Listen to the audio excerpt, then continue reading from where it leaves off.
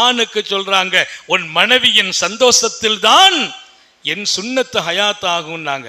என்னை பார், என்னை பார் நபி பெருமானார், என் மனைவியர்களை போய் கேள், என் மனைவியர்களை கேள், நான் நல்ல கணவனாக வாழ்ந்திருக்கிறேன். வான கைருக்கும் லியாஹ்லி, என் மனைவியர்களுக்கு நான் நல்ல கணவன்.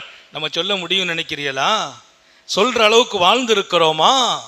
எதுக்கெடுத்தாலும் வீட்டில் கோவப்படுறது, நம்ம வீட்டில் வெளியில உள்ள பிரச்சனையை கொண்டு மனைவிட்ட கொட்டுறது, எங்காவது சங்கடம் வந்தா அந்த சங்கடத்தை வீட்டில் போய் பேசுறது. வீட்டுக்குள்ளே ஒரு புருஷனாக நுழையுங்கள், விவகாரத்திற்குரியவங்களா நுழையக்கூடாது. நமக்கு 1000 மதிப்பு இருக்கும், நம்ம ஒரு பெரிய அதிபராக இருக்கலாம், அரசாங்க அலுவலகத்தில் இருக்கலாம், ஒரு பெரிய நாட்டினுடைய பதவியில் இருக்கலாம். நல்லா கவனிச்சுக்கங்க, வீட்டுக்கு வரும்போது வாசல்ல தான் காலணியை கலட்டணும், வாசல்ல தான் காலணியை கலட்டிட்டு வீட்டுக்குள்ள வரணும். காலணியை மட்டும் கலட்டக்கூடாது. உனக்கு இருக்கிற மதிப்பு, பதவி, பட்டம் எல்லாத்தையும் அங்கே கலட்டிட்டு ஒரு நல்ல புருஷனாக உள்ளவா, ஒரு நல்ல தந்தையாக உள்ளே வா.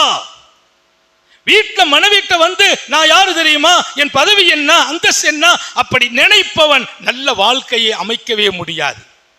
ஒரு நல்ல தந்தையாக, நல்ல கணவனாக, உனக்கு இருக்கிற மதிப்பு பதவி எல்லாம் அவங்க சொல்லணும். என் கணவர மாதிரிலாம் யாரும் இல்லை அப்படின்னு உன் மனைவி சொல்ல வேண்டும் என்றார்கள் நபிகள் நாயகம் ஸல்லல்லாஹு அலைஹி வஸல்லம். எனவே அன்பு நிறைந்த வாழ்க்கையாக இந்த வாழ்க்கையாக்குங்கள்.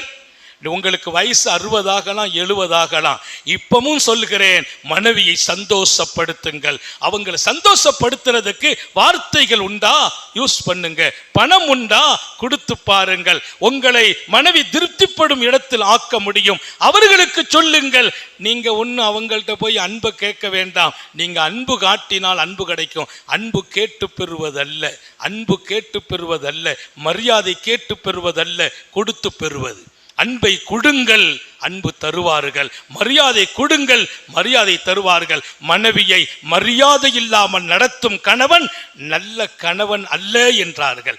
மனைவியை மரியாதை இல்லாமல் நடத்துகிற கணவன், மனைவினா ஏதாவது மாதிரியா பேசுறது, அப்படி பேசுறது, ஆடு மாடு மாதிரி பேசுறது, யாரோ 3வது ஒரு ஆடு மாதிரி பேசுறது இல்லை.